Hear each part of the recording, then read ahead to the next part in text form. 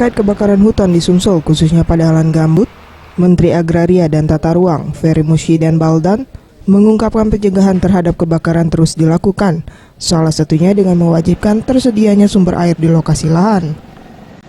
Saya kira pencegahan tentu kita lakukan, ya kan? Saya kira dengan berbagai langkah mewajibkan adanya sumber air, adanya crisis center dan sebagainya. Yang sudah terjadi ya tentu itu menjadi pelajaran bagi kita. Kita mengkoreksi diri, ada yang kemudian harus kita bisa atasi. Saya kira sebagai negeri agraris dengan potensi perkebunan yang sudah kita kembangkan, kita rasanya mampu lah mengatasi itu.